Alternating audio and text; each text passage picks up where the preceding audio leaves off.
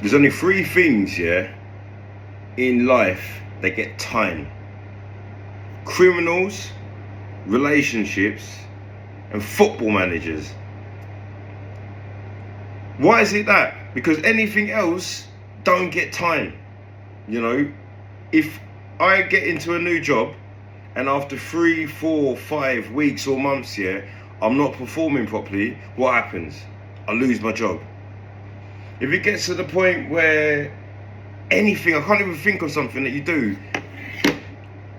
society is impatient.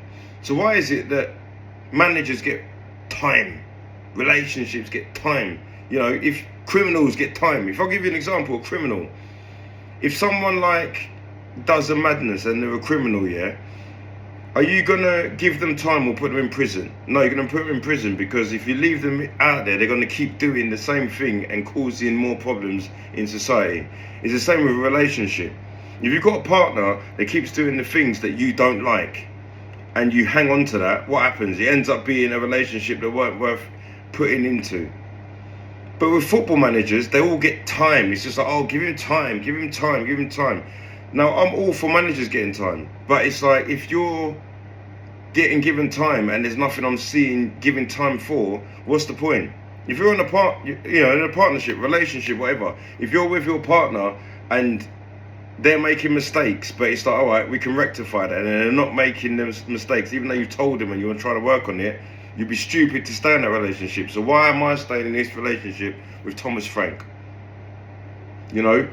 Thomas Frank, if I'm going to do an analogy, is that woman that, she's really nice, she's really sweet, but at the end of the day, if you ain't attracted to her, or there's certain things that she's doing that are driving you mad, but she's nice, why are you staying in a relationship? This is what I'm looking at football managers. You're looking at Liverpool, for instance, Arne Slot comes across like a nice guy. Now, he's not a nice guy, he's done whatever, and he's won the Premier League. That guy needs to be gone. I'm not a Liverpool fan, but it's like, come on, man. I know you won the Premier League, but you need to go, mate, especially if they lose tomorrow. So it's like, why have I got to hang on to the managers that I've hung on to and give them time for what? Do you get what I'm saying? Because I'm not talking about league position, nothing like that. I'm talking about the football that I'm seeing. Thomas Frank was brought in. Now, again, I blame the owners, but, Daniel Levy's not there, but he's left his skid marks. We've gone from a manager that was all out attack to all out defence, and we're wondering what was going to happen. But at the same time, it don't really matter, does it? Do you know what I mean? Because good managers make sure that you sort out both ends of the pitch. You got Aviola, he's kept clean sheets, he's won games, he's in a reputable position, ain't spent no money, a stadium with 10,000 people, and he's playing the football how it should be. Why can't we either have a manager that does that, have an establishment that wants that, or a group of players that can do that? It's just rubbish. I'm going to go into the game. If you ain't watched it, we lost 2-1 to Fulham, and from the first half that could have been anything else. That's 2 games where in the first half we've had 0.07. People out here going 007 verse, 007 rah rah rah, 007 Tottenham Hotspur. Do you know what I mean? We 0.07. I'm not all about stats, but I mean, you might as well just say that in the first half of them games we weren't going to score. Thomas Frank don't know what he wants to do, because how, if I said to you there's a team that scored 3 goals against PSG, are going to play at home to Fulham, and I said any other team in the world, you'd probably go, yeah, they're going to beat Fulham, not Tottenham.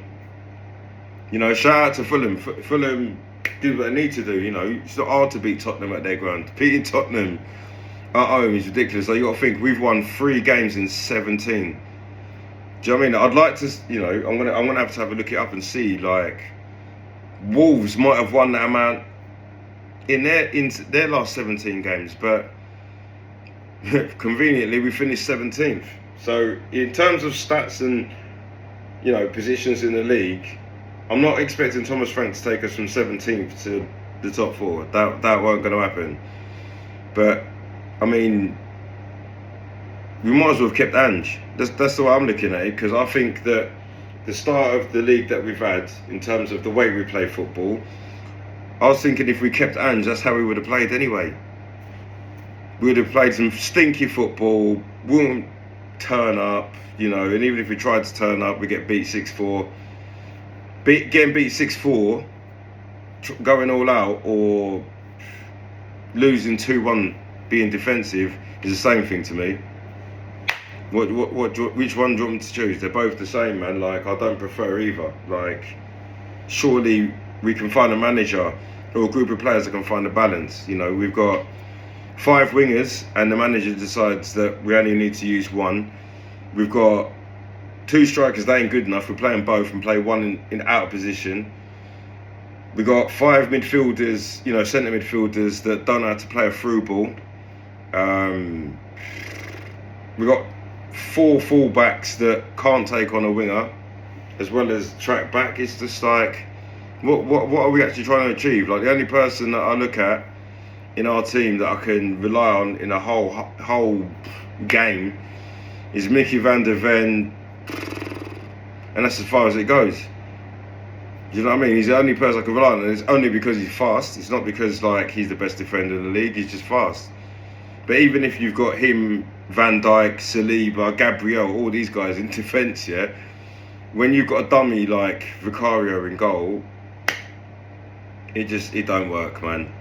It don't work, So if I'm going to take a bit of the edge off Thomas Frank, what's the point of you trying to achieve things in football when you've got a goalkeeper like Vicario? Like, he can't kick, can't make decisions, can't command his box, and then when a goal goes in, he's shouting at everyone else but himself. So the guy's a lunatic.